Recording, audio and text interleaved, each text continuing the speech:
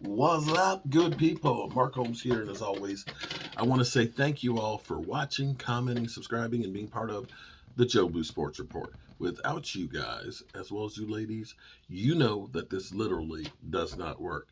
Hope you've had a great Taco Tuesday. I been working here on the red brick house.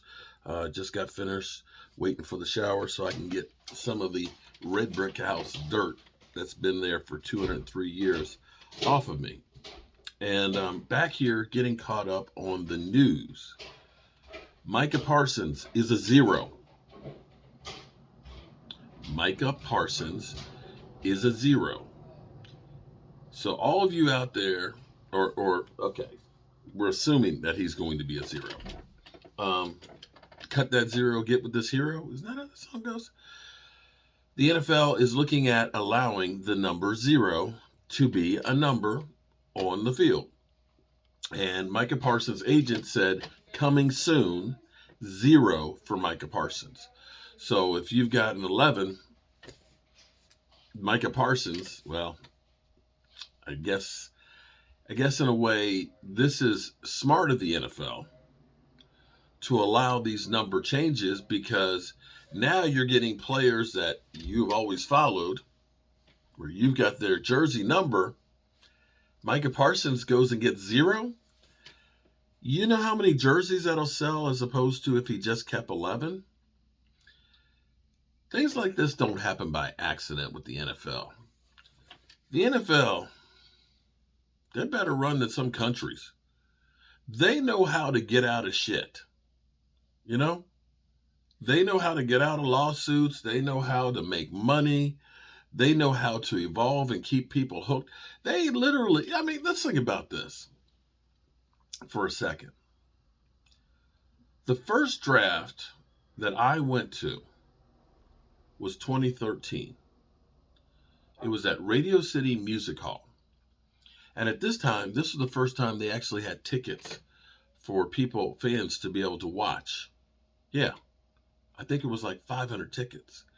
I remember this because we were in the concourse. And when I say we, Calais Campbell, Benny Ray, and I can't remember which other football players we were. This was so long ago that what we were actually trying to do was to get people's name and email address so that way that we could get them on the database for United Way. And I remember being out there in the concourse there and saying to people, would you like to get a picture with an NFL player? You see this mountain of a man over here? That's Calais Campbell. This is before Calais Campbell was 99 sacks in the NFL. This is before he was an NFL Man of the Year. This is before he is a coveted free agent during a tour right now. This is when he was young in the NFL. And the NFL draft was not something big. It's the draft. It's literally just picking players. But they have months of mock drafts. Hell, as soon as this draft's over, they'll be doing mock drafts for next year. No joke. There will be a couple 100,000 people that will descend on Kansas City, and I'll be one of them, driving there for the draft. It's kind of crazy, actually, when I think about it. I've got a pocket full of stuff from working.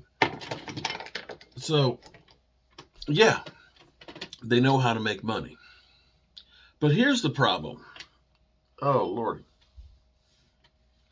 I want you to think about something here for a second. Just bear with me for a second. So last year, we got rid of Amari Cooper. And we replaced him with Jalen Tolbert and Noah Brown.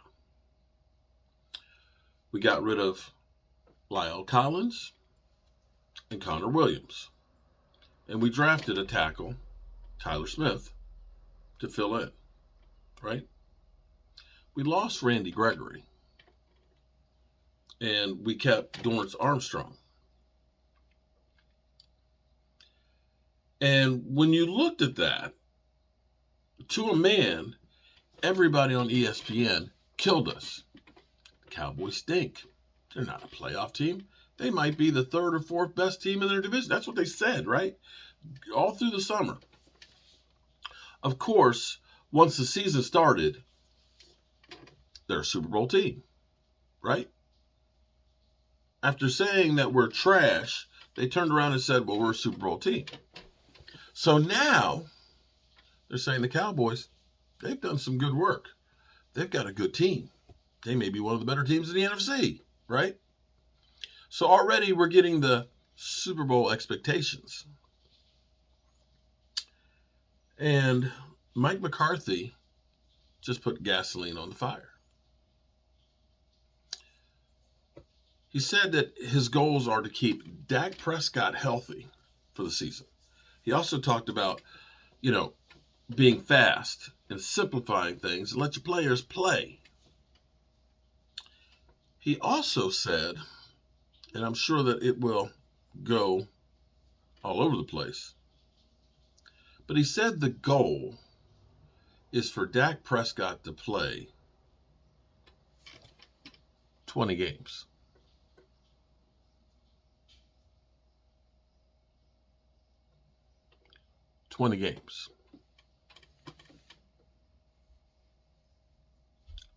Okay. All right, so there's 17 games in the regular season, right? 17 games in the regular season. Okay. There's wild card weekend. Now, one team will get a bye from that. So 17 plus 1, that's 18 games. Then there's divisional round, right? So 18 plus 1, that's 19 games. And now, the next would be NFC Championship game. That's 20 games. Or, if you end up having the number 1 seed, the 20th game would be Super Bowl. Did Mike McCarthy just put Super Bowl expectations on the Cowboys? At worst, it's NFC Championship game. How you guys feel about that? Now, they say, shoot from the moon and you'll be among the stars. And I always say, put out into the universe what you want. Because in order to achieve something, you must first believe it can happen.